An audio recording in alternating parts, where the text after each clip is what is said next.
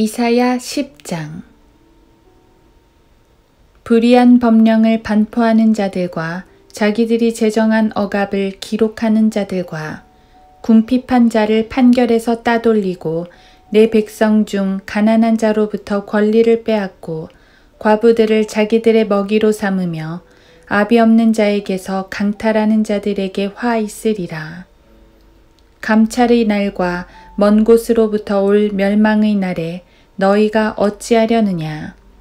너희가 누구에게로 도피하여 도움을 구하겠느냐? 너희가 너희 영광을 어디에다 남겨두겠느냐?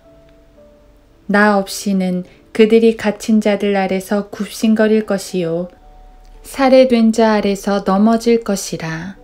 이 모든 일로도 그의 분노는 돌이켜지지 아니하며 그의 손은 여전히 펴 있느니라. 나의 진노의 막대기인 오 아시리아이나 그들의 손에 있는 몽둥이는 나의 분노라.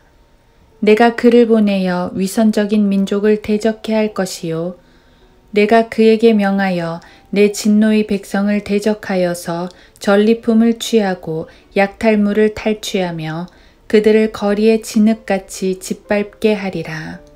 그러나 그의 의도하는 것은 그렇지 않으며 그의 마음도 그렇게 생각지 않고 오직 그의 마음속에는 적지 않은 민족들을 멸망시키고 멸절하려는 것뿐이라. 그가 말하기를 나의 통치자들은 모두가 왕들이 아니냐. 칼노는 칼크미와 같지 아니하냐. 하맛은 아르팟과 같지 아니하냐. 사마리아는 다마스커스와 같지 아니하냐. 내 손이 우상들의 왕국들을 찾았을 때 그들의 새긴 형상들이 예루살렘과 사마리아의 형상들보다 우세하였나니 내가 사마리아와 그녀의 우상들에게 했던 것처럼 예루살렘과 그녀의 우상들에게 그렇게 행하지 못하겠느냐 하는도다. 그러므로 주가 그의 모든 일을 시온산과 예루살렘에서 행할 때에 내가 아시리아 왕의 완악한 마음의 열매와 그의 높은 눈의 영광을 벌하리라. 그가 말하기를 내 손의 힘과 내 지혜로 그 일을 행하였으니 나는 총명한 사람이라. 또 나는 백성의 지경들을 옮겼으며 그들의 보물들을 강탈하였고 또 내가 용감한 자 같은 거민들을 낮추었으며 또 내 손이 새둥지같이 백성의 재물을 찾았고 사람이 남아있는 알들을 주음같이 내가 온 땅을 주었으니 거기에는 날개를 치거나 입을 벌리거나 지저귀는 것이 하나도 없었도다 하는도다. 도끼가 그것을 가지고 찍는 사람에게 자기를 자랑할 수 있으며 또 톱이 켜는 자에게 자기를 높일 수 있느냐. 이는 마치 막대기가 그것을 들어올리는 자들을 대항하여 스스로를 흔드는 것이나 또는 몽둥이가 마치 나무가 아닌 것처럼 스스로를 들어올리려 하는 것과 같도다. 그러므로 주 만군의 주가 그의 살찐 자들 가운데로 야윈자를 보내며 그의 영광 아래서 불이 붙은 것처럼 불을 붙일 것이라. 이스라엘의 빛은 불을 위할 것이요 그의 거룩한 분은 불꽃을 위할 것이니 그것이 하루 동안에 그의 가시들과 찔레들을 태워 삼킬 것이라. 또 그의 삼림과 그의 기름진들의 영광을 태우리니 혼과 몸 모두라. 그들은 기수가 실신할 때 같이 되리라. 그의 삼림 중에 남은 나무들은 적어서 아이라도 기록할 수 있으리라. 그날에 이스라엘의 남은 자들과 야곱의 집에서 도피한 자들을 더 이상 자기들을 친 자에게 의탁하지 아니하고 참으로 주 곧 이스라엘의 거룩한 분께 의탁하리라. 남은 자들이 곧 야곱의 남은 자들이 능하신 하나님께로 돌아오리라. 내 백성 이스라엘이 바다의 모래 같을지라도 그들 중에 남은 자만이 돌아오리니 정해진 멸망이 의로 넘치리라. 이는 만군의 주 하나님이 온 땅 가운데서 멸망을 이룰 것임이니 이미 작정된 멸망을 이루리라. 그러므로 만군의 주 하나님이 이같이 말하노라. 오 시온에 거하는 나의 백성아, 아시리아인을 무서워 말라. 그가 너를 막대기로 때리고 이집트에 했던 대로 너를 치려고 몽둥이를 들어 올리리라.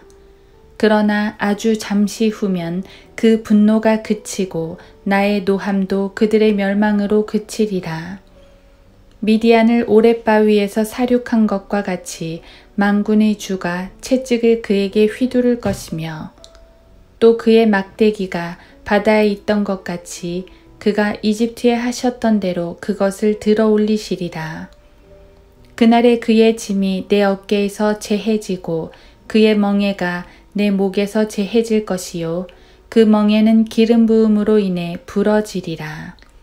그가 아야스로 와서 미그론을 지나 믹마스에서 그의 짐들을 쌓아 놓았고 그들은 통로를 넘어 게바의 숙소를 정하였으니 라마가 두려워하고 사울의 기브아는 도망하는도다. 오 갈림의 딸아, 목소리를 높이라. 오 불쌍한 아나도사, 라이스에게 들리게 하라. madme나는 피난하며 게빔 거민들은 모여서 도망하는도다. 그러나 그날에 그는 노베 머무를 것이며 시온의 딸의 산, 곧 예루살렘의 산을 향하여 그의 손을 흔들리로다. 보라, 주, 만군의 주가 공포로 그 가지를 꺾으리니 키 큰 자들이 찍힐 것이요 오만한 자가 겸손해질 것이니라. 그가 철로 빽빽한 삼림을 베리니 레바논이 막강한 이에게 무너지리라.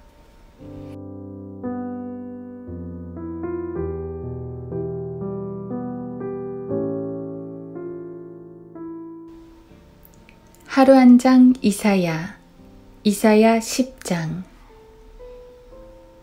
도끼가 그것을 가지고 찍는 사람에게 자기를 자랑할 수 있으며 또 톱이 켜는 자에게 자기를 높일 수 있느냐. 이는 마치 막대기가 그것을 들어올리는 자들을 대항하여 스스로를 흔드는 것이나 또는 몽둥이가 마치 나무가 아닌 것처럼 스스로를 들어 올리려 하는 것과 같도다. 이사야 10장 15절. BC 8세기 말 하나님은 이스라엘의 죄들을 심판하시려고 아시리아를 일으키셨습니다. 아시리아는 메소포타미아 전 지역을 정복한 엄청난 정복자입니다. 역사에서는 매우 무자비하고 포악한 나라로 기록합니다. 그 나라를 통해 이스라엘을 치신다는 것은 아주 끔찍하게 침판하신다는 말입니다. 문제는 아시리아입니다. 하나님은 분명 아시리아를 징계의 도구로 삼으셨습니다. 그는 하나님의 손에서 진노의 막대기일 뿐입니다. 그런데 그는 그렇게 생각하지 않습니다. 그냥 자기가 강해서 이스라엘이든 다른 나라든 정복을 한다고 생각합니다. 그의 안중에는 하나님이 없습니다. 이런 걸 하나님은 교만이라 말씀하십니다. 많은 경우에 있어서 하나님은 악인을 통해 성도들을 징계하십니다. 이스라엘 백성들이 죄악을 범했을 때 다양한 이방 나라들을 통해 치신 것이 바로 그것입니다.